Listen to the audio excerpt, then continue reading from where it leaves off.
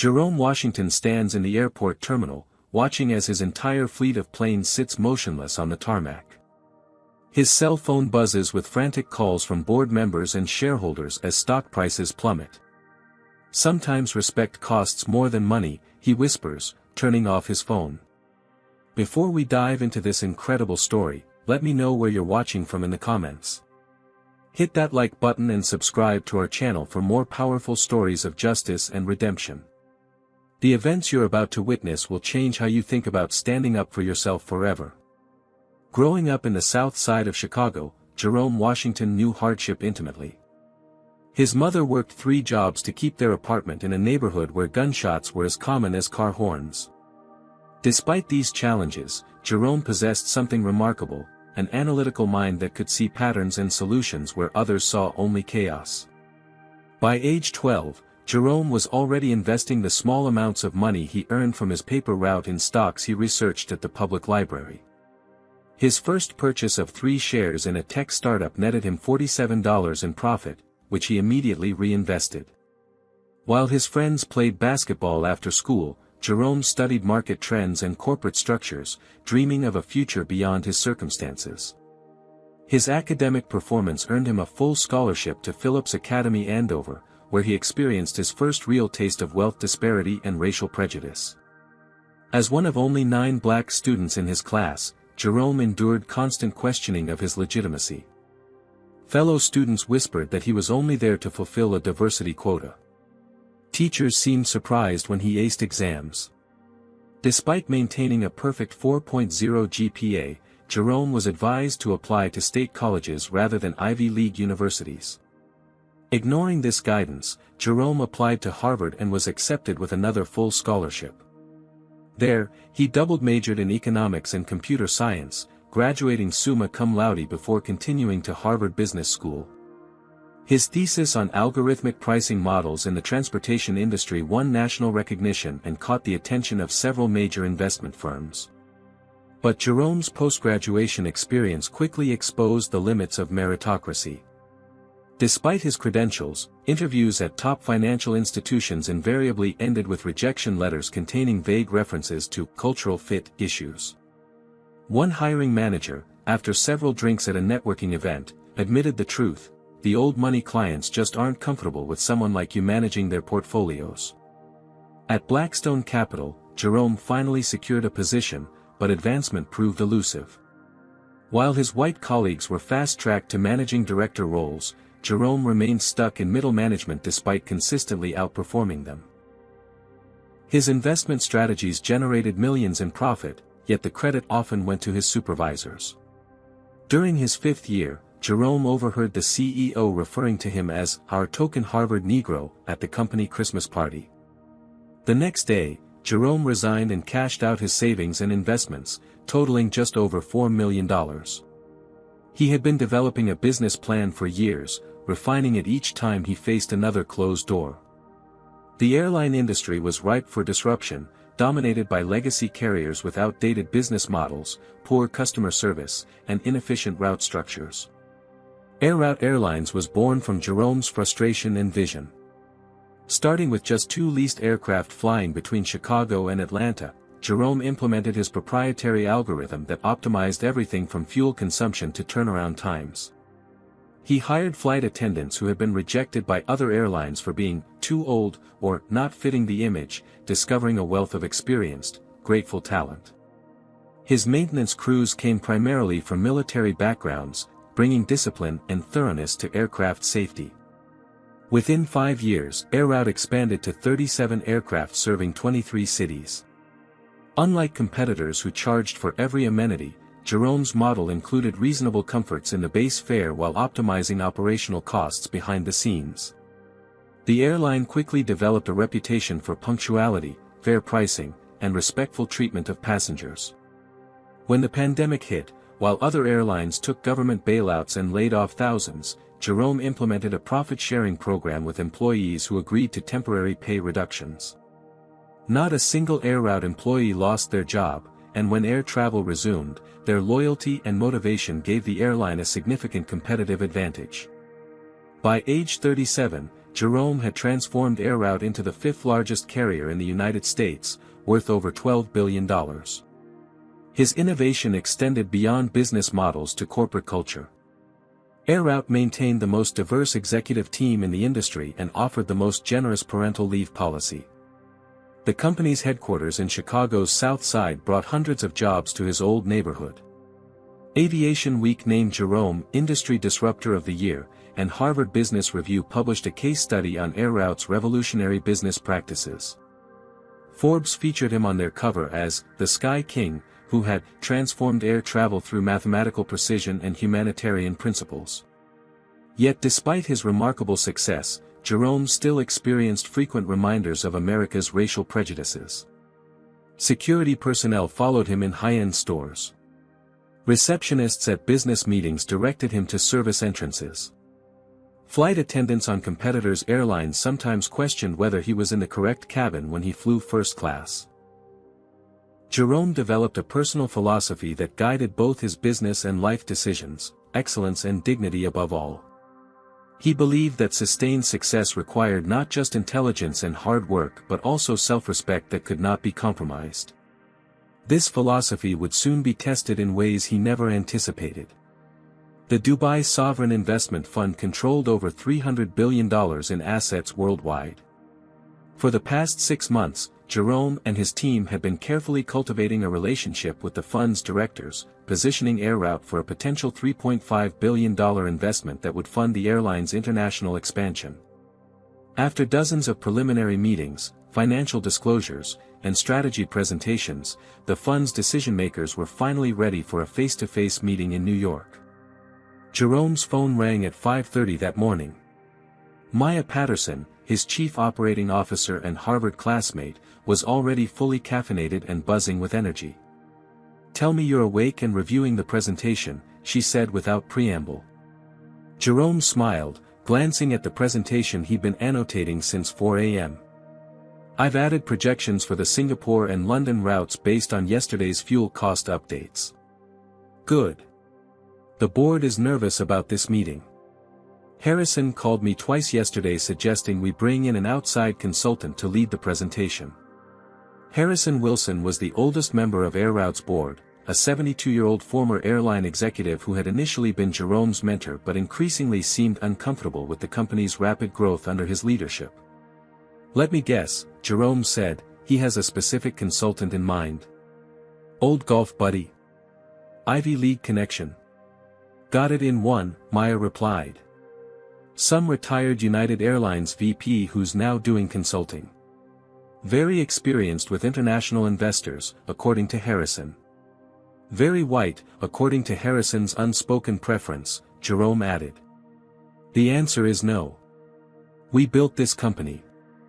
We'll represent it."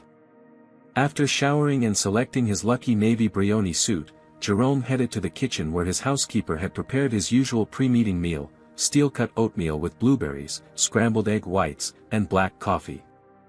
His phone buzzed with a text from Devin Harris, Air Route's chief financial officer and final member of what industry insiders called the Trinity, leading the airline's meteoric rise. "Emirates flight attendant just gave me side-eye for requesting coffee before takeoff. Their service standards slipping. We'll do better with our international routes." Jerome texted back, taking notes on competitor weaknesses. Smart man. Devin had flown to New York the previous day to prepare the meeting venue and accommodate last-minute requests from the Dubai team. Maya would be flying private later that morning. Jerome had made a different choice for this trip, one that reflected his hands-on management style. Instead of taking the company's Gulfstream, Jerome had booked a first-class ticket on Atlantic Airways, their largest competitor. He routinely flew on competitor airlines to evaluate their service, observe operational details, and experience the customer journey through fresh eyes. Today's flight would give him 3 uninterrupted hours to review confidential investor documents and rehearse his presentation while also benchmarking Atlantic's premium service. His driver arrived at 6:15, and they reached O'Hare International Airport by 7. Jerome had dressed casually in jeans, a plain black sweater, and glasses instead of his usual contacts. Without his tailored suits and in casual attire, People rarely recognized him, a fact that made these competitive intelligence missions much more effective. At the Atlantic Airways premium check-in counter, Jerome presented his ID and received his boarding pass with minimal interaction. The agent never looked up long enough to realize she was checking in the CEO of her employer's fastest-growing competitor. Jerome proceeded through the priority security lane and headed to the first-class lounge, where he found a quiet corner to continue reviewing documents. His phone rang again. It was Devin. The Sheik's team just requested updated projections on the Tokyo route launch. I've shared the models we prepared last month, but they want to discuss fuel hedging strategies specifically for the Asian market. I've got the fuel contract comparisons with me, Jerome replied. And the sensitivity analysis for yen fluctuations. Will be covered. After a productive hour in the lounge, the boarding announcement came for Atlantic Airways Flight 268 to New York LaGuardia. Jerome packed his documents into his monogrammed leather briefcase, a gift from his mother when he received his Harvard MBA, and proceeded to the gate. The gate agent scanned his boarding pass with a smile. "Enjoy your flight, Mr. Washington." Jerome boarded with the first group, nodding politely to the flight attendants who welcomed passengers at the door. First class was configured in a 1-to-1 layout, giving each passenger direct aisle access. Jerome's seat was 2A, a window position that would allow him privacy to work. He stored his briefcase in the overhead compartment, keeping only his tablet and the fuel hedging documents to review during the flight. After placing these items on his seat, he noticed a text from Maya requesting a quick call before takeoff. Jerome stepped back into the jet bridge for better reception, planning to return to his seat before the main boarding began. The call with Maya took longer than expected, as she shared new information about the Dubai Fund's recent aviation investments in Southeast Asia that might affect their negotiation strategy. By the time Jerome finished the call and returned to the cabin, main boarding was well underway with a steady stream of passengers filing through the aisle. As Jerome approached row 2, he noticed something unexpected. A woman with platinum blonde hair styled in an expensive bob was sitting in his window seat, tapping at her phone with manicured nails. His briefcase and documents had been moved to the aisle seat beside her. Jerome paused at row 2, momentarily confused by the scene before him. The woman in his seat appeared to be in her 50s, dressed in a cream-colored St. John knit suit with a Hermes scarf artfully draped around her neck. She didn't acknowledge his presence as she continued scrolling through her phone. "Excuse me," Jerome said politely. "I believe you might be in my seat." The woman glanced up briefly, her expression dismissive. "No, I don't think so. This is my seat." Jerome maintained his professional demeanor. "There might be some confusion. My boarding pass is for 2A, the window seat." Without looking up from her phone, the woman replied, "Mine is 2B, but I always get a window seat. I get claustrophobic in the aisle." Jerome noticed her boarding pass on the console between the seats. It clearly showed 2B, the aisle seat where she had placed his belongings. "I understand wanting a window," Jerome said, "but I specifically booked this seat to work during the flight. My documents are already set up here." The woman finally looked directly at him, her eyes moving from his casual clothes to his face with obvious judgment. "Look, I'm a Diamond Elite Plus member with over 2 million miles on this airline. I always get the accommodation I need." Jerome took out his boarding pass. "I'm happy to call a flight attendant to sort this out, but my pass clearly shows 2A. "Fine," the woman sighed with exaggerated patience. She pressed the call button, and moments later, a flight attendant named Amber Sullivan approached, according to her nameplate. "How can I help you?" Amber asked, directing her attention to the woman despite Jerome being the one standing in the aisle. "This man wants my seat," the woman said before Jerome could speak.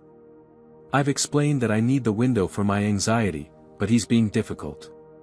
Jerome maintained his composure. "There's been a misunderstanding. I'm assigned to 2A.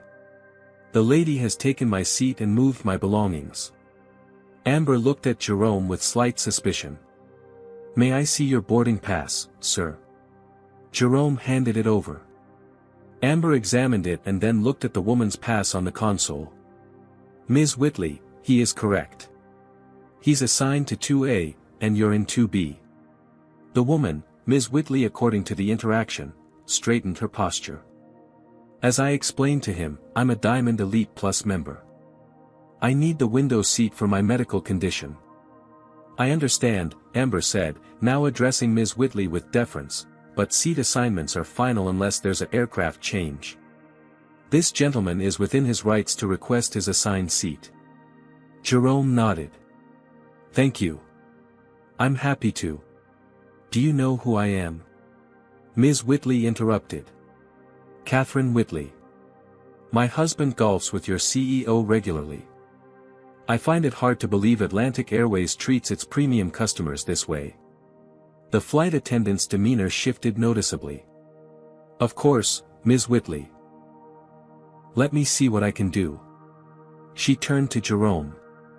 Sir, would you be willing to take an aisle seat? Perhaps 2B would be acceptable. I specifically booked 2A for the privacy to work, Jerome explained calmly. I have confidential documents to review during this flight. Catherine Whitley scoffed. What kind of confidential documents could you possibly have? You don't look like you're heading to any important business meeting. The comment hung in the air, its implication clear to everyone within earshot. Several nearby passengers looked uncomfortable. One older gentleman in 1D raised his eyebrows. Ma'am, Jerome said quietly, my appearance has nothing to do with my seat assignment. Catherine turned to Amber. I don't appreciate his tone. And frankly, I question whether he even belongs in first class. Perhaps his boarding pass should be verified more thoroughly. Amber looked increasingly uncomfortable but didn't correct Catherine's behavior. Sir, I'm just trying to find a solution that works for everyone. The solution is simple, Jerome replied. The lady takes her assigned seat, and I take mine. I've already settled in, Catherine insisted. My belongings are stored, my medication is out. It would be a major inconvenience to move now. It was an inconvenience for you to move my things without permission, Jerome pointed out. Catherine's face hardened. Are you accusing me of something? I merely relocated items that were in my preferred seat. At this point, other passengers were openly watching the interaction. The boarding process had slowed as people hesitated to pass by the ongoing dispute. Is there a problem here? A male voice joined the conversation. A flight supervisor named Daniel Fletcher approached, likely called by another flight attendant who noticed the situation escalating. Amber quickly explained the seating dispute to Daniel. Catherine immediately launched into her version of events, emphasizing her loyalty status and medical needs while making pointed comments about Jerome's appearance and demeanor. He's being unreasonable and, quite frankly, intimidating, she concluded, though Jerome had not raised his voice or made any threatening movements. Daniel turned to Jerome. Sir, I understand you're assigned to 2A, but given Ms. Whitley's status and medical needs, would you be willing to accept a seat in our economy comfort section? We'd be happy to refund the fare difference. Jerome stared at Daniel in disbelief. You're asking me to give up my purchased seat because this woman took it without permission, and now you're offering me economy as a solution?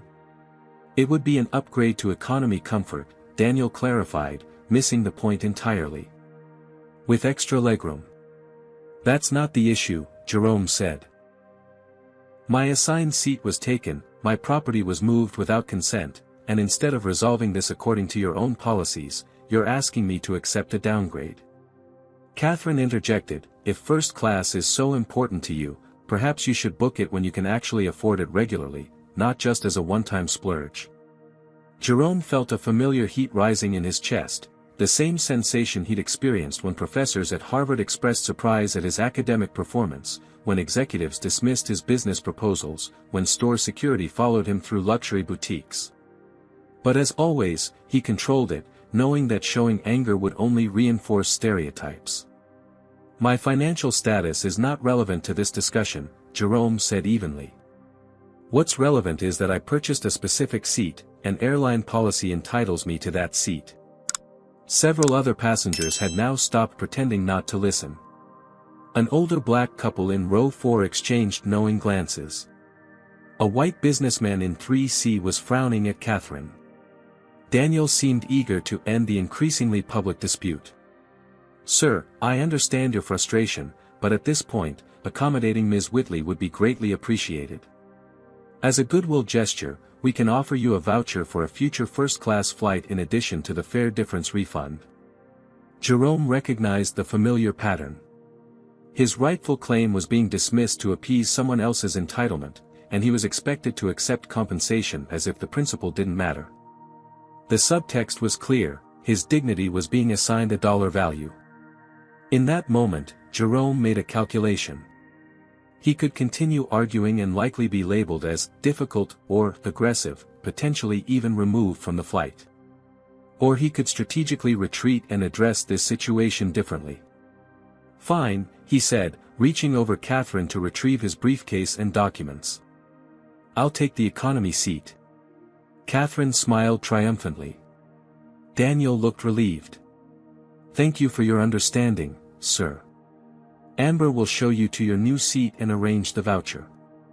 As Jerome followed Amber toward the economy section, he heard Catherine say to the passenger across the aisle, "Some people just don't understand how things work. They expect everything handed to them." Jerome took his downgraded seat in economy comfort, surrounded by passengers who had witnessed his humiliation. As the safety demonstration began, he opened his tablet and started typing a series of emails. His face revealed nothing of the fury and determination building inside him. As the plane reached cruising altitude, Jerome sat in his economy comfort seat, which was anything but comfortable for his 6'2" frame, and felt the familiar weight of injustice settle onto his shoulders. It was a sensation he knew intimately, one that had shadowed him throughout his journey from the South Side to the C-suite. He thought back to his freshman year at Andover, when his English teacher had accused him of plagiarism after he submitted an essay on Shakespearean economics that she deemed too sophisticated for him to have written. He remembered the investor who had withdrawn from an early funding round for Air Route after meeting Jerome in person, despite initial enthusiasm over his business plan. He recalled the country club in Chicago that had lost his membership application 3 times before Maya threatened legal action. His phone buzzed with a text from Maya, landed in New York. "Devin says Dubai team added 2 more people to meeting. All prep complete. How's your flight on the competition?" Jerome hesitated, then typed, "Educational. Will call when I land." Another text came through from Devin, Sheik's nephew added to delegation. "Passionate about aviation. Bring your A game." The flight attendant passing through economy didn't offer Jerome the premium beverage service that first-class passengers downgraded due to aircraft changes typically received. Another small indignity on top of the larger one. As Jerome reviewed his presentation on his tablet, he found himself unable to focus. The document blurred before his eyes as his mind kept returning to Catherine Whitley's smug expression and the flight crew's complicity in his humiliation. Would the Dubai investors look at him the same way? Would they see his accomplishments, his vision, his $12 billion company? Or would they, too, see only his skin color and make assumptions about his capabilities and worth? Jerome opened the in-flight internet browser and purchased Wi-Fi access.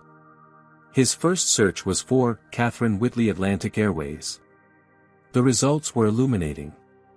Catherine Whitley was not merely a privileged passenger but the senior vice president of client relations at Meridian Capital Partners, one of the largest investment firms in the country. More importantly, Meridian had recently established a partnership with United Global Airways, Air Route's main competitor for the Dubai investment. This couldn't be coincidence. Catherine Whitley would certainly recognize the CEO of Air Route Airlines, even in casual clothes. Unless, she hadn't known who he was initially but had been briefed about his travel plans. Perhaps she'd been opportunistic rather than strategic in taking his seat, but once she realized who he was, she deliberately escalated the situation. Jerome considered this new information carefully. Was this merely competitor reconnaissance or something more sinister? Either way, it changed the dynamics of the situation significantly. He opened the email app on his tablet and began composing a message to Maya and Devon, explaining the situation and outlining the beginnings of a plan that was forming in his mind. He attached links to Catherine Whitley's professional profile and recent news about Meridian's partnership with United Global. His fingers hovered over the send button. Was he overreacting? Was this response proportional to the offense? Or was he finally taking the stand that his younger self, the boy from the South Side who had swallowed countless indignities on his path to success, had always wished to take? What would you do if you were in Jerome's position? Has anyone ever disrespected you simply because of how you looked? Comment number 1 if you believe Jerome should remain calm and focus on his upcoming meeting, or comment number 2 if you think he should take action against the airline that disrespected him. Like and subscribe to find out what happens next in this incredible true story of power, prejudice, and the price of dignity. Do you think Catherine Whitley knew exactly who Jerome was when she took his seat? Or was this a case of everyday racism that happened to target someone with the power to respond? And what could a CEO of a major airline possibly do in response to this kind of treatment? The answer might surprise you. The wheels of Atlantic Airways Flight 268 touched down at LaGuardia Airport with a firm jolt that seemed to punctuate Jerome's resolve. Throughout the 3-hour flight, he had refined his strategy, making calls using the air phone and sending carefully worded emails when the flight attendants weren't watching. By the time the seatbelt sign turned off, Jerome Washington was no longer a man who had been humiliated. He was a man with a plan. As passengers stood to retrieve their belongings, Jerome remained seated, watching as Catherine Whitley gathered her designer handbag in cashmere wrap. She caught his eye briefly as she moved toward the exit, a smug smile playing at the corners of her mouth. She clearly believed their interaction was concluded, that her status and privilege had once again insulated her from consequences. Jerome waited until most passengers had deplaned before standing. As he made his way forward, he noticed Daniel Fletcher, the flight supervisor, standing near the cockpit, reviewing paperwork with the captain.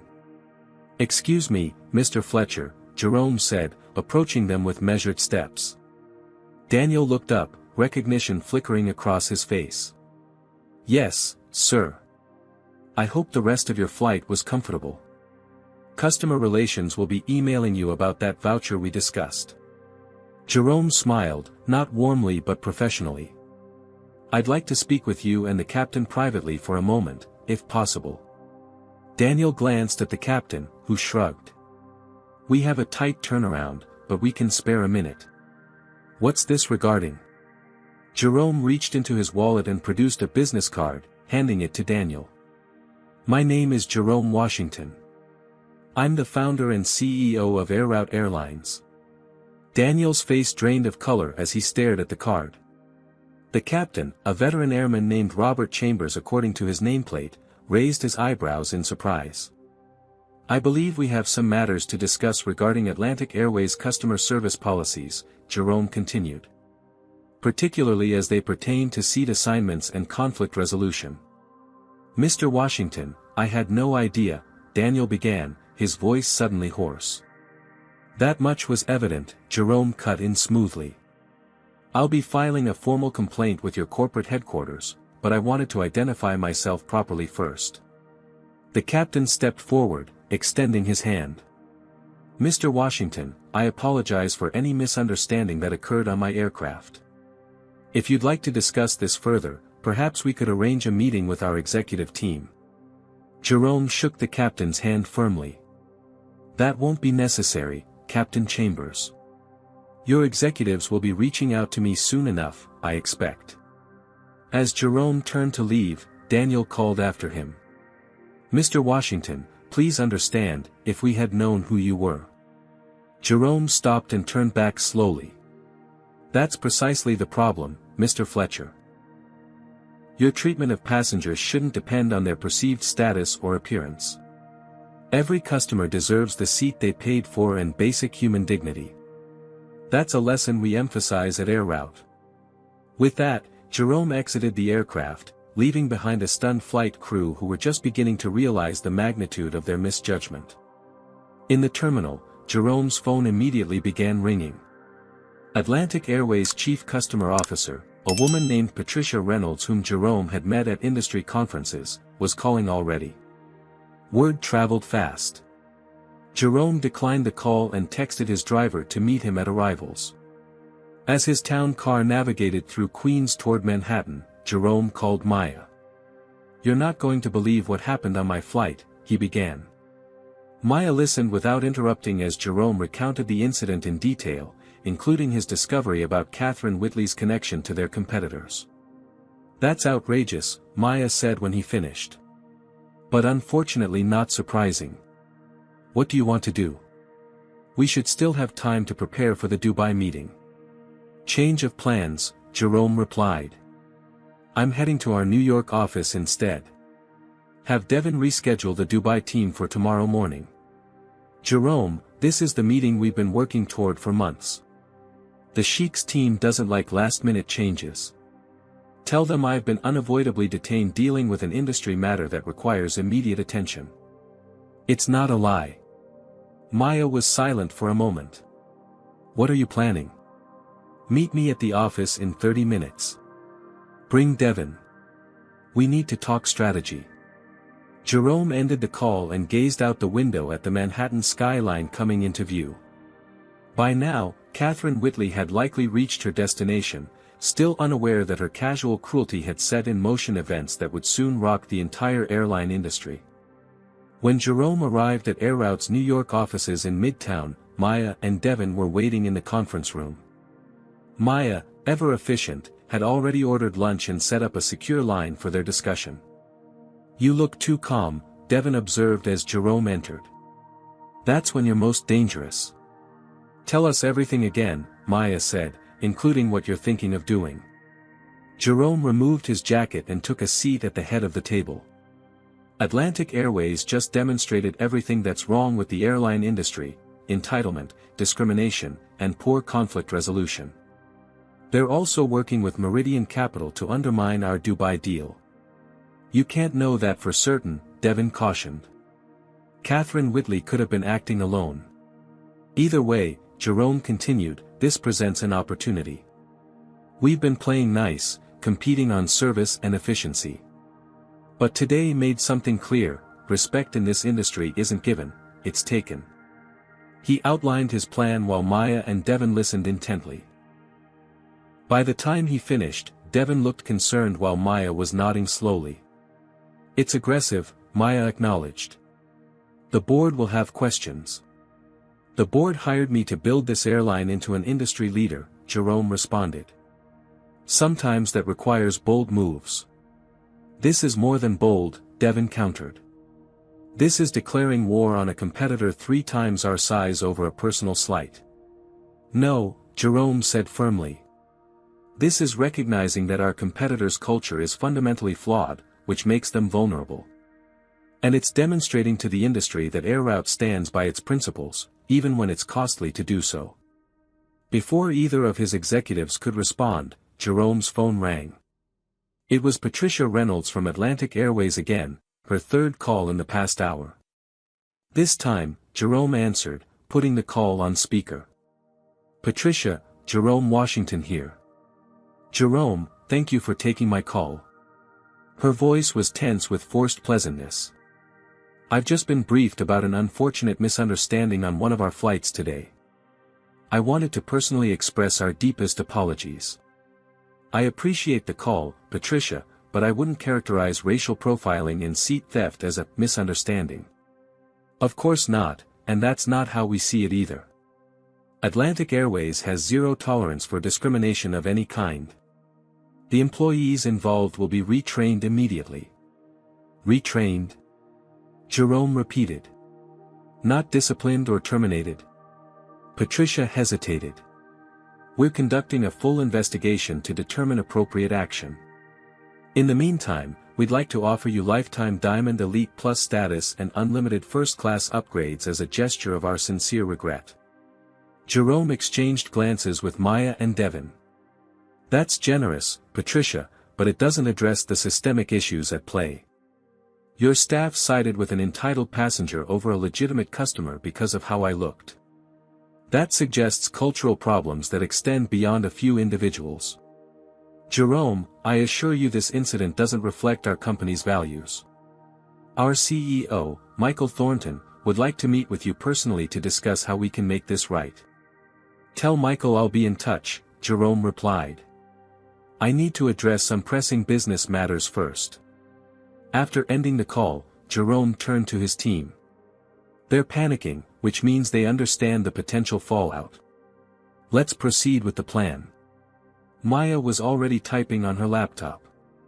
I'll activate our network. Devin, start the financial arrangements. We need to move quickly before they realize what we're doing. As his executives sprang into action, Jerome felt a weight lifting from his shoulders. For the first time in his career, he wasn't swallowing an injustice or accepting inadequate compensation for disrespect. He was responding with the full force of the power he had spent a lifetime accumulating. By evening, the pieces were in motion. The first calls from industry insiders were already coming in, asking why Air Route was suddenly acquiring landing slots at key airports and canceling long-standing agreements with Atlantic Airways. The business press had begun noticing unusual trading patterns in airline stocks. Jerome's phone rang again. This time, it was Catherine Whitley herself. Mr. Washington, she began without preamble, her voice considerably less confident than it had been on the plane. I've just been informed of your identity. There appears to have been a misunderstanding earlier today. No misunderstanding, Ms. Whitley, Jerome replied calmly. You took my seat, moved my belongings without permission, made racist insinuations about my presence in first class, and used your perceived status to manipulate airline staff. Everything was quite clear. I never mentioned race, she protested weakly. You didn't have to. Your meaning was unmistakable to everyone present. Catherine paused. Mr. Washington, I represent Meridian Capital. We're always looking for promising investment opportunities, and your airline has an impressive growth trajectory. Perhaps we could meet to discuss potential collaboration. Jerome almost laughed at the transparent attempt to neutralize him. That's an interesting pivot from this morning's behavior, Ms. Whitley. But I'll have to decline. Air Route is quite selective about its business partners. He ended the call and looked up to find Maya watching him with a mixture of admiration and concern. You realize this is just the beginning, she said. Once they understand what we're doing, they'll fight back with everything they have. Jerome nodded. I'm counting on it. Sometimes you need to force a confrontation to achieve real change. As night fell over Manhattan, Jerome Washington stood at the window of his office, watching the lights of the city glimmer like stars fall into earth. Tomorrow, the airline industry would wake up to a new reality, one where disrespect carried a price too high for anyone to casually inflict. Dawn broke over New York City as Jerome finished his fourth cup of coffee. He, Maya, and Devin had worked through the night, executing their strategy with military precision. They had taken turns napping on the office sofa, but adrenaline and purpose had kept them mostly alert as they orchestrated what industry insiders would soon be calling the Washington Offensive. At 6 a.m., Jerome's first move became public. Air Route Airlines announced the acquisition of 73 prime landing slots at major airports across the country, slots previously held by Atlantic Airways under temporary leases that were up for renewal. Jerome had been monitoring these opportunities for months but had planned to pursue them gradually. Now, he had activated his network of industry contacts and leveraged Air Route's substantial cash reserves to secure them all at once. By 7:30 a.m., financial news networks were reporting unusual activity in airline stocks. Atlantic Airways shares had dropped 7% in pre-market trading, while Air Route was up nearly 5%. At 8:15 a.m., the second phase of Jerome's plan activated.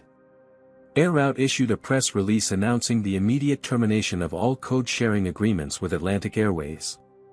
These agreements had allowed the airlines to sell seats on each other's flights, creating a mutually beneficial relationship that enhanced route networks for both carriers.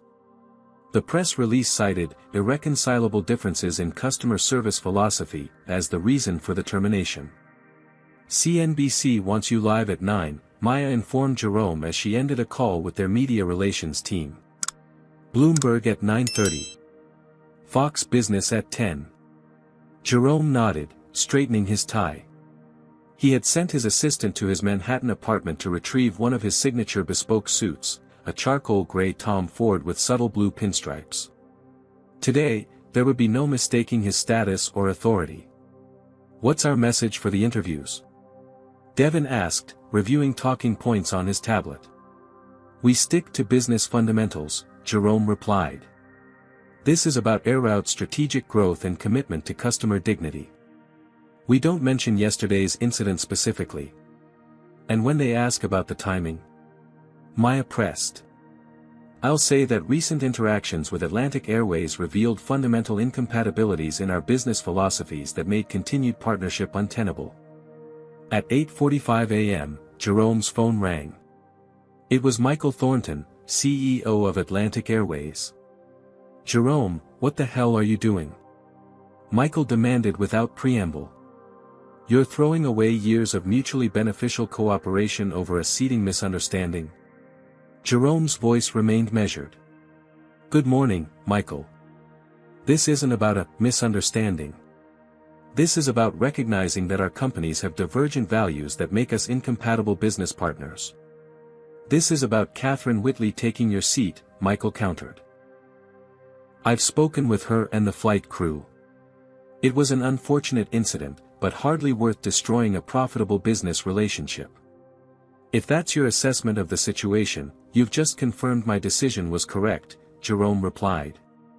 "When your employees chose to accommodate entitlement over contractual rights, and when they made assumptions based on appearance rather than facts, they were acting according to your company culture. That's not a culture Airroute wishes to be associated with." "You're overreacting," Michael insisted. "Let's meet face to face and work this out like reasonable businessmen." "I am being reasonable," Jerome said. "I'm making business decisions based on revealed values and strategic considerations.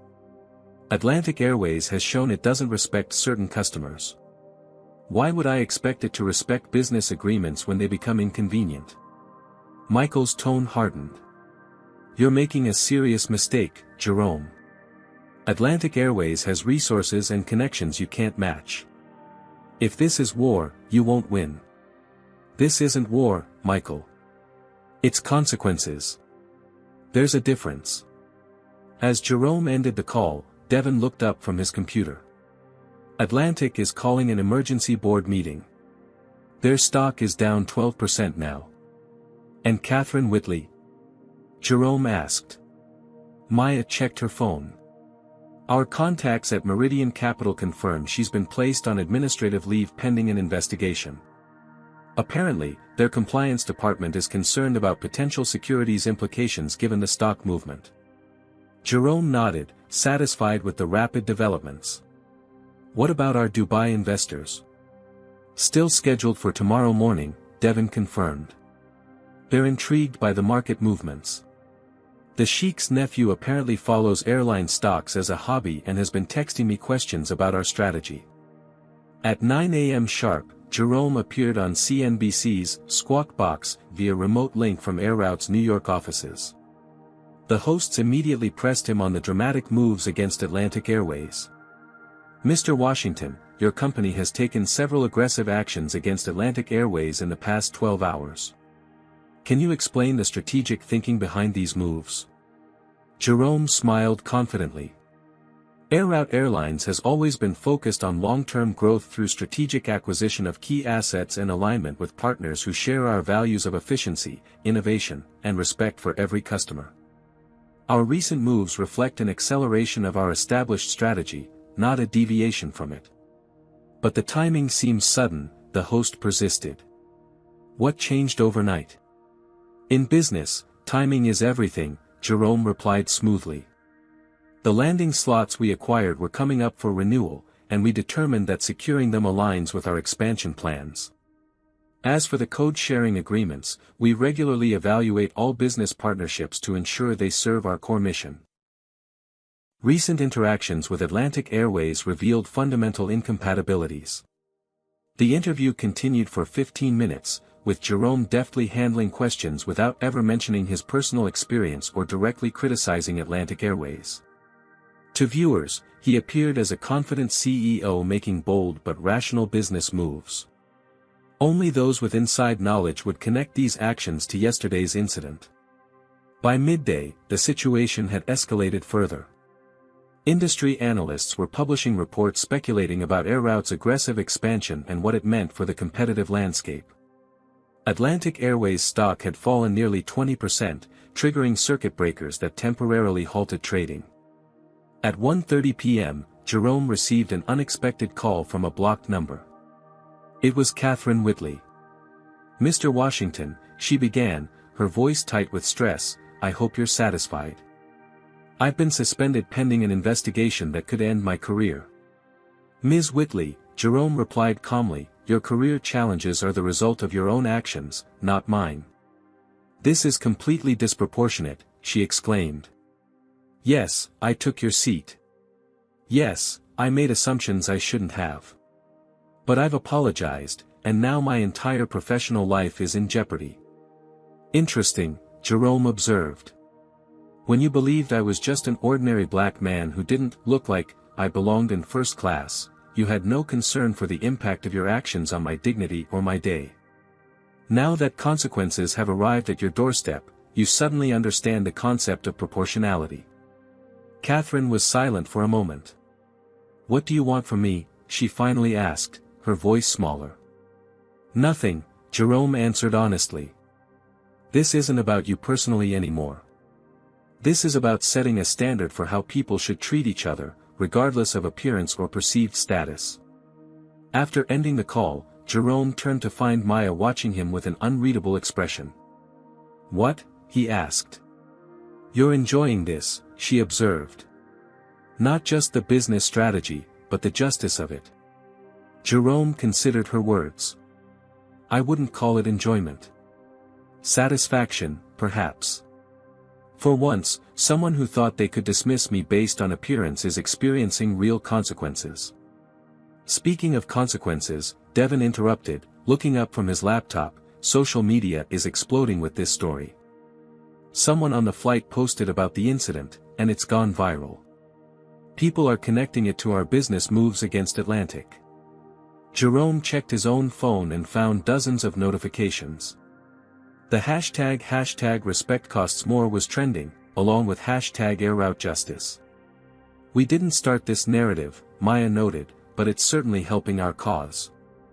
Public sentiment is overwhelmingly on your side." As the afternoon progressed, more developments unfolded.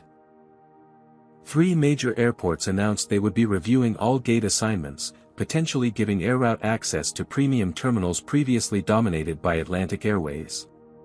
2 celebrities tweeted about switching their preferred airline to Air Route, praising the company's stance against discrimination.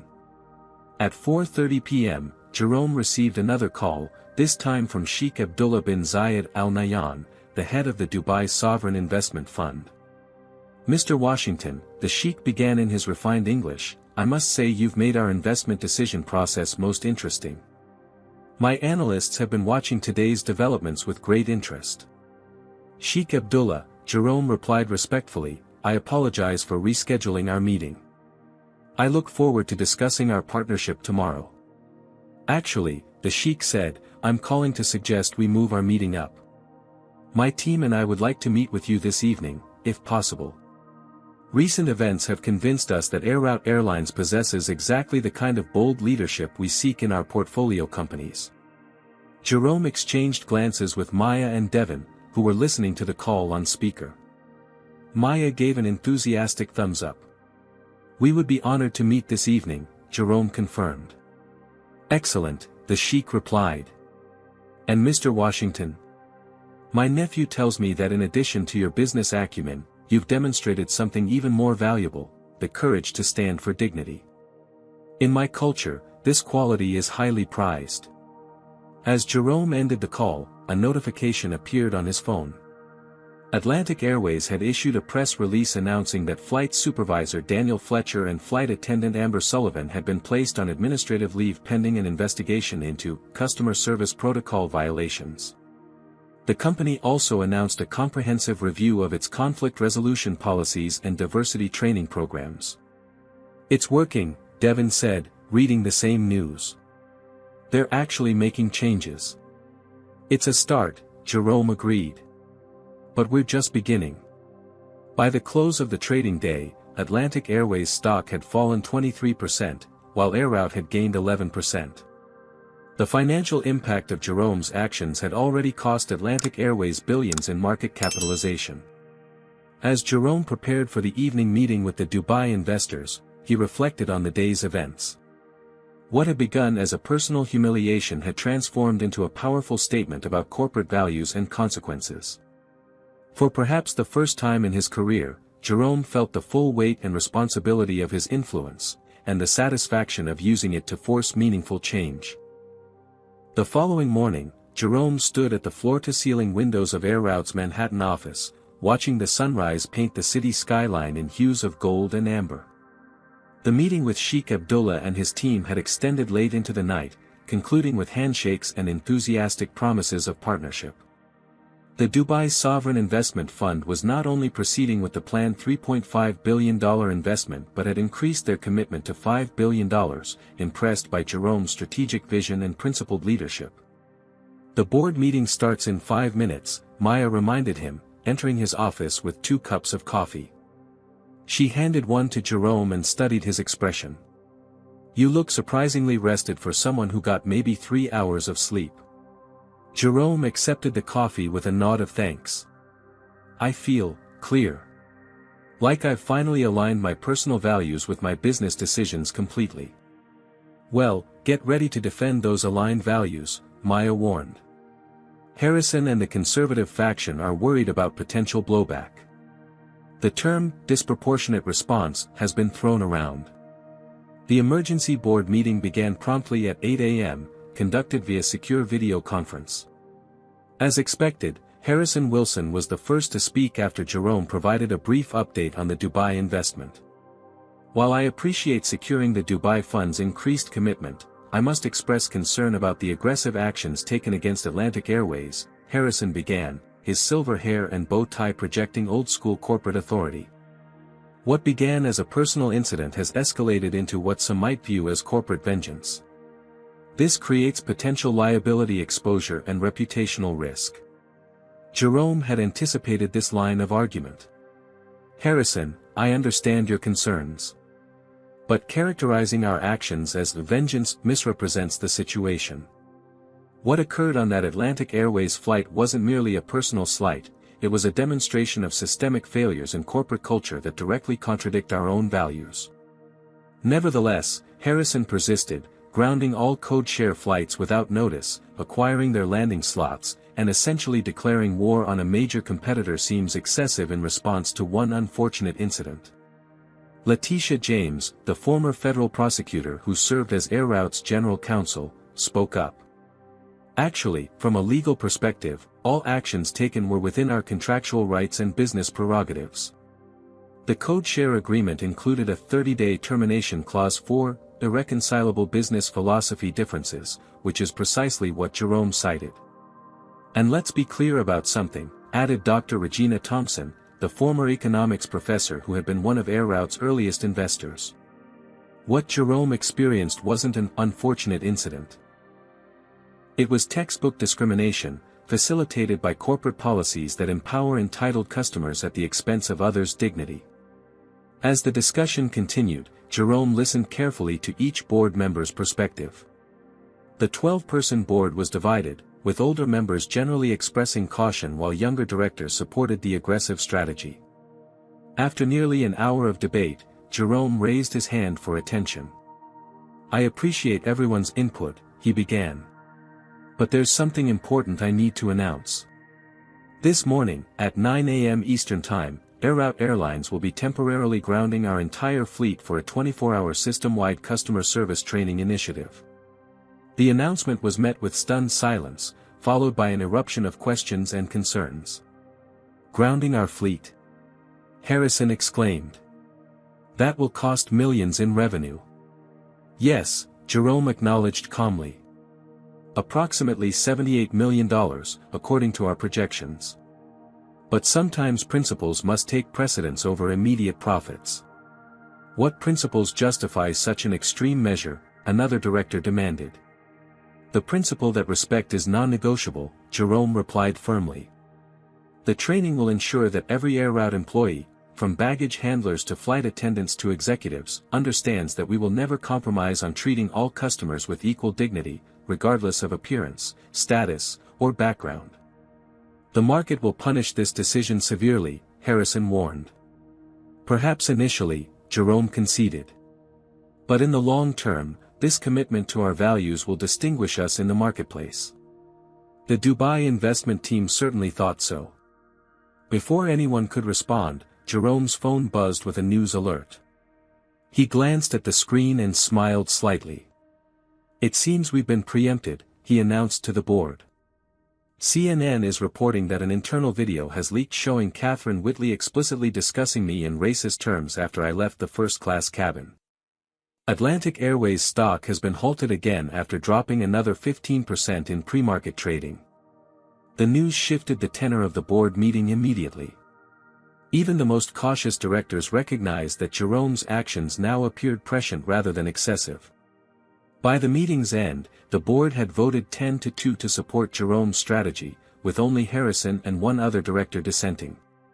At precisely 9 a.m., Air Route's Operations Center sent the ground stop order to all aircraft. Flights already in the air would continue to their destinations, but no new Air Route planes would take off for the next 24 hours. The company's website and social media channels simultaneously released a statement explaining the unprecedented action. Air Route Airlines is temporarily suspending operations for a comprehensive, company-wide training initiative focused on customer dignity and conflict resolution. We believe that in the modern aviation industry, respect is as important as punctuality, and dignity as essential as safety. We apologize for any inconvenience to our valued customers and appreciate your understanding as we work to make air travel more respectful for everyone. The announcement sent shockwaves through the airline industry and financial markets. Air Route stock initially plummeted, then began to recover as analysts and commentators debated the long-term implications of the bold move. Social media exploded with reactions, most of them supportive of what many called the most expensive stand against discrimination in corporate history. At Meridian Capital Partners, Catherine Whitley sat in a sparse conference room, waiting for her disciplinary hearing to begin. Her phone buzzed constantly with messages from colleagues and friends who had seen the leaked video of her post-incident comments about Jerome. The most damning line, "They let anyone in first class these days, even if they look like they should be handling the baggage," had been playing on news channels all morning. Her career, built over 25 years of strategic networking and calculated advancement, was crumbling before her eyes. The investment firm's compliance department had already determined that her actions violated their code of conduct. Now they were assessing whether her behavior constituted a terminable offense. Catherine's phone rang. It was Harold Whitley, her husband. "The club is asking me to resign my membership," he said without preamble, his voice tight with suppressed fury. 30 years as a member, and they're pushing me out because of your indiscretion. "Harold, Save it," he interrupted. "Just tell me how to make this go away. Who do I need to call? What donation needs to be made?" Catherine closed her eyes, finally understanding what Jerome had tried to tell her. "I don't think this one can be fixed with money or connections, Harold. For once, there are actual consequences." Meanwhile, at Atlantic Airways headquarters, an emergency executive session was underway. CEO Michael Thornton faced his leadership team, all of whom looked shell-shocked by the rapid deterioration of their company's position. "Our call centers are overwhelmed," reported the chief marketing officer. "Cancellations are up 300%. Corporate accounts are demanding to know our response to the video. The Dubai fund has withdrawn from preliminary discussions about a potential investment," added the CFO. "They've indicated they're pursuing exclusive negotiations with Air Route." Michael Thornton rubbed his temples, feeling the beginnings of a migraine. "How did we get here? One seating dispute has escalated into an existential crisis for this airline. It wasn't just a seating dispute, the company's newly hired diversity officer pointed out. It was a visible manifestation of unconscious biases that have been embedded in our corporate culture. Mr. Washington simply had the power to make us face consequences for those biases. "What's our next move?" asked the COO. Air Route has effectively positioned themselves as the airline that values dignity enough to sacrifice profits. How do we counter that narrative? Before anyone could respond, Michael's assistant entered the room with an urgent message. "Sir, Jerome Washington is on line 1. He says it's regarding a potential resolution." The room fell silent as Michael put the call on speaker. "Jerome, you have my entire executive team here. What resolution did you have in mind?" Jerome's voice filled the room, calm and measured. "Good morning, Michael. I'm calling to propose a meeting between our leadership teams. Not through lawyers or intermediaries, but face to face. It's time we discussed the future of the airline industry and the role dignity should play in it." Michael exchanged glances with his team. "And what would be the agenda for this meeting?" "Meaningful change," Jerome replied simply. "The kind that transforms not just policies on paper, but behaviors and attitudes throughout the industry." "And in return?" "In return, Air Route would consider restoring certain business relationships with Atlantic Airways, provided specific conditions are met." After a brief discussion with his team, Michael agreed to the meeting, scheduled for 3 p.m. that afternoon at a neutral location, the conference center of the Four Seasons Hotel. As the morning progressed, the story continued to dominate news cycles and social media discussion. Industry experts debated whether Jerome's actions represented a new model of corporate activism or an expensive overreaction. Civil rights leaders praised Air Route's stand, while some business commentators questioned the wisdom of sacrificing shareholder value for principle. By noon, unexpected allies had emerged. 3 other airlines announced they would be implementing enhanced anti-discrimination training for their staff. A major hotel chain pledged to review its conflict resolution protocols. Even a prominent tech CEO tweeted, "What at Jerome Washington and at Air Route are doing is forcing all of us to examine how we handle power, respect, and dignity in business. It's uncomfortable but necessary." At 2:45 p.m., Jerome, Maya, and Devon arrived at the Four Seasons for the meeting with Atlantic Airways. As they entered the hotel lobby, Jerome noticed a familiar face, Catherine Whitley, sitting alone at the bar, nursing what appeared to be a whiskey. Jerome paused, then made a decision. "I'll meet you upstairs," he told Maya and Devon. "There's something I need to do first." He approached Catherine, who looked up with surprise and then visible discomfort as she recognized him. "Ms. Whitley," Jerome said, taking the seat beside her. "I didn't expect to see you here." Catherine's hand trembled slightly as she set down her glass. "Mr. Washington. I suppose you're here to witness the final dismantling of Atlantic Airways leadership." "Actually, I'm here to find a path forward that benefits the entire industry," Jerome corrected her. "Including addressing the culture that enabled your behavior." Catherine looked at him directly for the first time. "I've lost my job, my reputation, and possibly my marriage. Isn't that enough consequences for one seat assignment?" Jerome shook his head. "This was never about punishing you specifically. It was about confronting a system that has allowed people like you to behave that way without consequences for generations. The fact that you're experiencing consequences now isn't because I'm particularly vindictive, it's because the world is finally changing." He stood to leave, then paused. "For what it's worth, Ms. Whitley, I hope you use this experience to grow, not just to suffer. True accountability should lead to transformation, not just punishment." As Jerome walked away, Catherine called after him, "Mr. Washington. For whatever it's worth. I am truly sorry." Jerome nodded once in acknowledgement, then continued toward the elevators and the meeting that would determine the future relationship between Air Route and Atlantic Airways, and potentially reshape the entire airline industry's approach to dignity, respect, and consequences.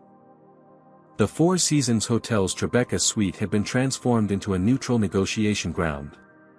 A large oval table dominated the center of the room, with water pitchers, notepads, and pens meticulously arranged at each seat.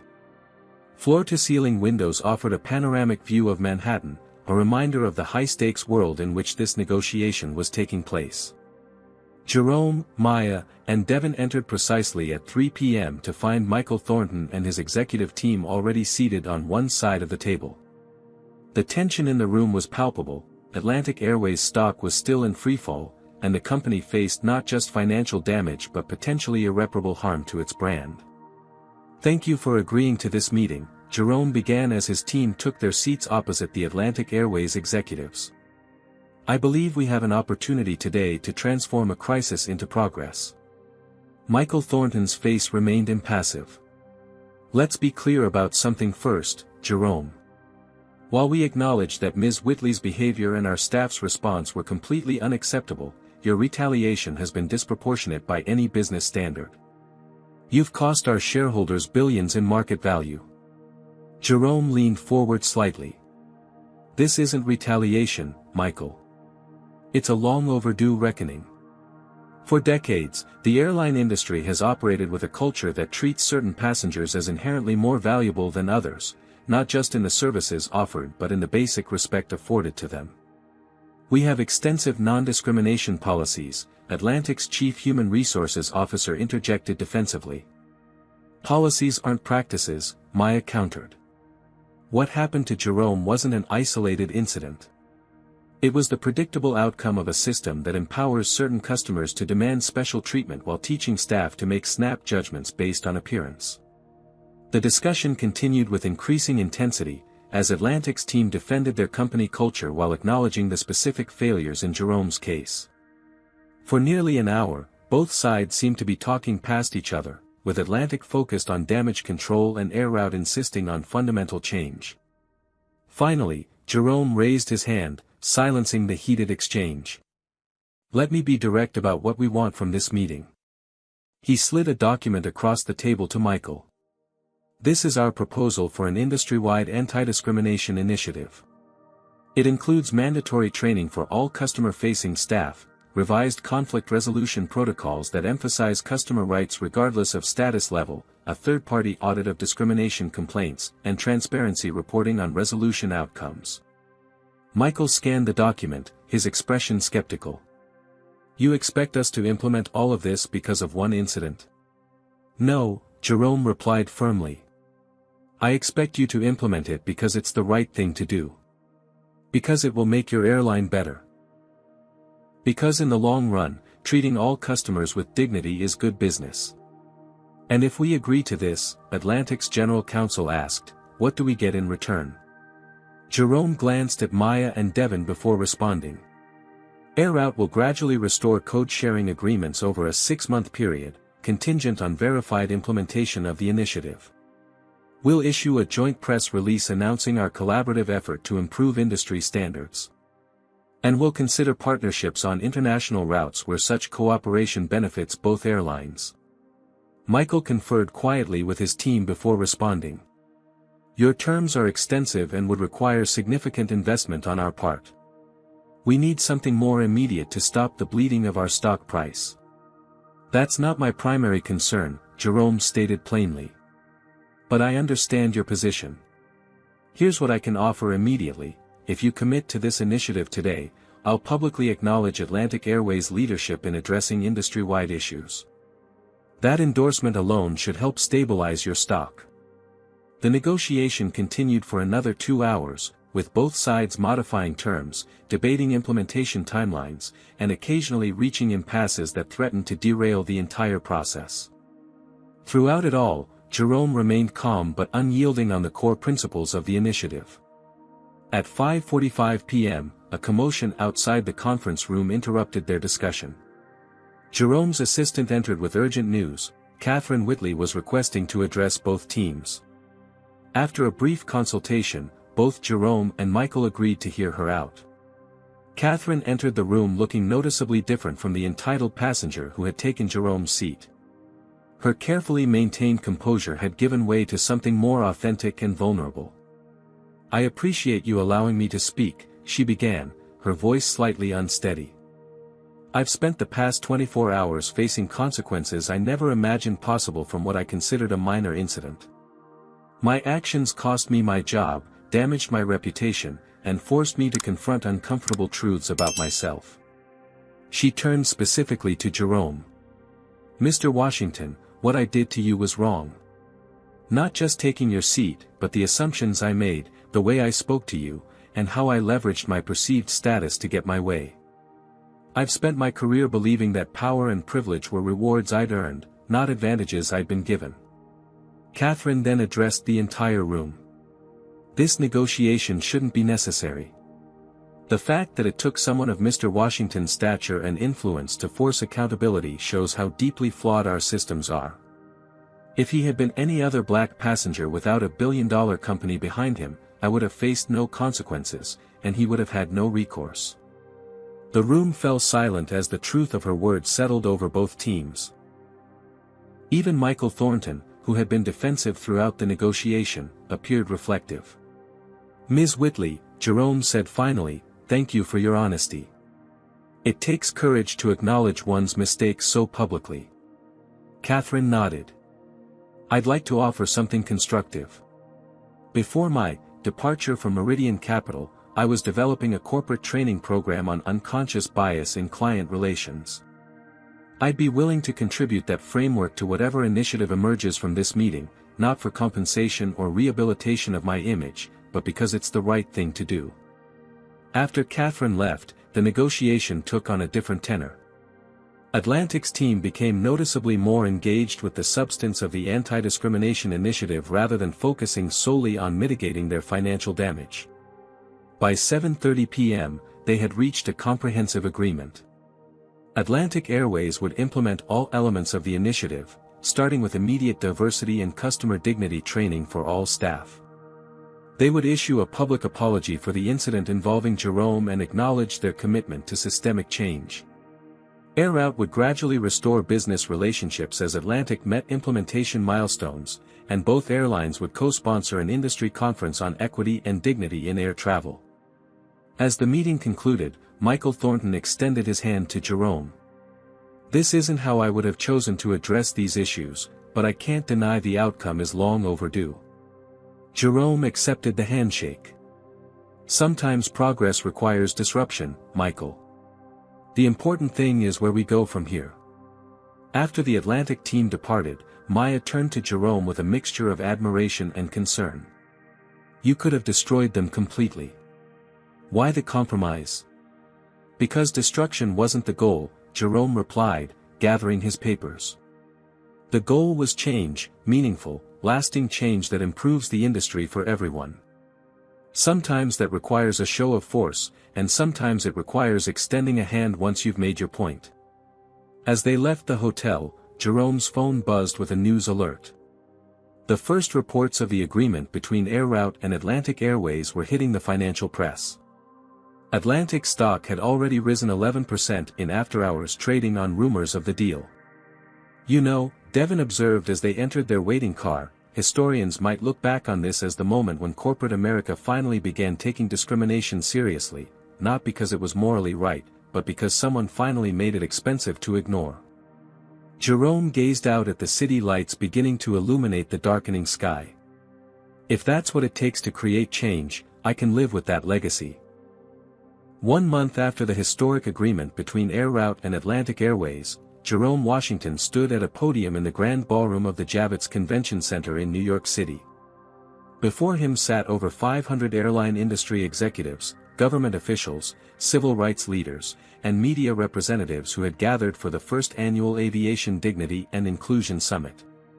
"Welcome to what I hope will become a transformative tradition in our industry," Jerome began, his voice carrying confidently through the packed room. 1 month ago, a seemingly minor incident on an airplane catalyzed a movement that has already begun to reshape how we think about customer service, corporate responsibility, and human dignity. The audience listened intently as Jerome recounted, for the first time publicly, the complete story of what had happened on Atlantic Airways Flight 268 and the extraordinary chain of events that followed. What could have remained a private humiliation instead became a public reckoning, he continued. Not because I sought vengeance, but because I recognized an opportunity to address systemic issues that have plagued our industry for generations.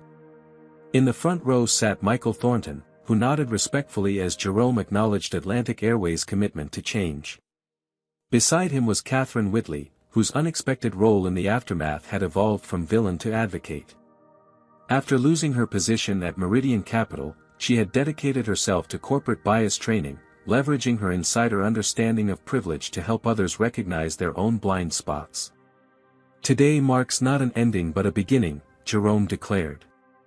The Aviation Dignity Charter that we unveil today, co-signed by 17 airlines representing 68% of global air traffic, commits our industry to concrete actions that will ensure every passenger is treated with equal respect, regardless of appearance, status, or background. The charter, developed collaboratively by Air Route, Atlantic Airways, and a committee of industry experts, established new standards for conflict resolution, employee training, discrimination complaint handling, and transparency reporting. It also created an independent industry oversight board with authority to monitor compliance and issue public assessments. As Jerome concluded his remarks and invited Michael Thornton to the stage, he reflected on the remarkable changes of the past month. Atlantic Airways had implemented comprehensive anti-bias training for all 47,000 employees, revised their conflict resolution protocols, and created a new executive position focused exclusively on equity and inclusion. Flight Supervisor Daniel Fletcher and Flight Attendant Amber Sullivan, after completing intensive training, had been reinstated with new roles focused on helping implement the company's reformed practices. Air Route's temporary grounding, which had initially been criticized as an expensive publicity stunt, was now being studied in business schools as a case study in values-based leadership. The $78 million in revenue sacrificed during the 24-hour training period had been more than offset by the company's subsequent growth, as customers increasingly chose Air Route for its demonstrated commitment to dignity. The Dubai Sovereign Investment Fund's $5 billion investment in Air Route had been finalized, accelerating the airline's international expansion. Sheikh Abdullah had personally attended the signing ceremony, praising Jerome as a leader who understands that principles and profits are not mutually exclusive. Most significantly, other industries had begun examining their own practices in response to the airline industry's public reckoning. Hotel chains, retail corporations, and financial institutions were implementing similar training programs and accountability measures, recognizing that in the social media age, incidents of discrimination could quickly escalate into existential business crises. After the summit's opening session concluded, Jerome found himself approached by an unexpected visitor, Harrison Wilson, the Air Route board member who had initially criticized his response to the incident. "I owe you an apology, Jerome," Harrison said, extending his hand. "I thought you were sacrificing business interests for personal vindication. I didn't understand that you were seeing a bigger picture than the rest of us." Jerome accepted the handshake with a smile. "We all have our blind spots, Harrison. What matters is being willing to recognize them when they're pointed out."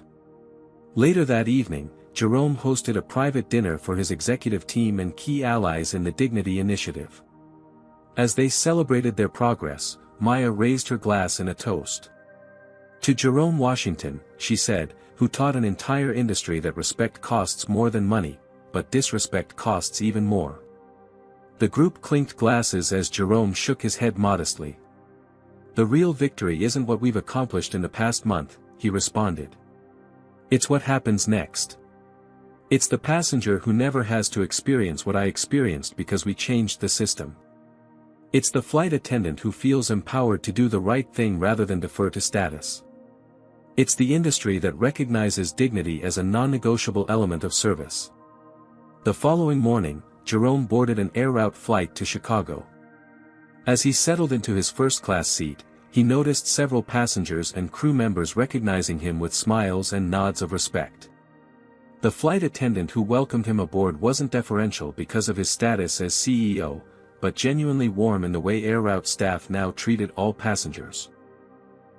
As the plane taxied toward the runway, Jerome gazed out at the terminal where, just 1 month earlier, he had stood watching his grounded fleet and wondering if his principled stand would prove effective or merely expensive. Today, that terminal bustled with air route aircraft preparing for destinations around the world, each one carrying not just passengers but the promise of an industry transformed. His phone buzzed with a final message before takeoff, a news alert announcing that Atlantic Airways board had unanimously approved Catherine Whitley's appointment as the company's first Chief Inclusion Officer, completing her remarkable journey from symbol of privilege to champion of equity. Jerome smiled as he switched his phone to airplane mode. Sometimes the most powerful consequences weren't punitive but transformative. Sometimes justice looked like change rather than retribution. And sometimes, a single moment of standing firm for dignity could ripple outward to affect countless lives. As the aircraft lifted into the clear blue sky, Jerome Washington closed his eyes, content in the knowledge that while his personal humiliation had been temporary, the dignity revolution it sparked would endure far beyond his lifetime. What do you think about Jerome's approach to handling discrimination? Would you have had the courage to take such a bold stand if you were in his position? Comment below with your thoughts, and don't forget to like, subscribe, and share this story with someone who needs to be reminded that standing up for dignity is always worth it, no matter the cost. Thank you for watching, and remember that your voice and actions can create positive change in this world. Until next time. Jerome Washington's story reminds us that sometimes standing up for dignity requires extraordinary measures. While most of us don't have the power to ground an airline, we all face moments where we must choose between accepting disrespect or demanding better treatment. The story illustrates how systemic discrimination persists even for successful individuals and how accountability often requires leverage. Jerome used his position not for revenge but to create lasting change, understanding that meaningful transformation comes from making discrimination expensive for businesses. His approach demonstrates that principles and profits aren't mutually exclusive. Companies that prioritize dignity ultimately thrive. Most importantly, the story teaches us that individual actions can catalyze widespread change when we refuse to accept the way things are, and instead envision how things should be. True leadership means using power to lift standards for everyone, not just yourself. What moment in Jerome's journey resonated with you the most? Have you ever witnessed or experienced discrimination and wished you had the power to respond as Jerome did? Share your thoughts in the comments. Don't forget to like this video if you believe in standing up for dignity, and subscribe for more powerful stories about overcoming injustice. Share with someone who needs a reminder that their voice matters, even against powerful systems.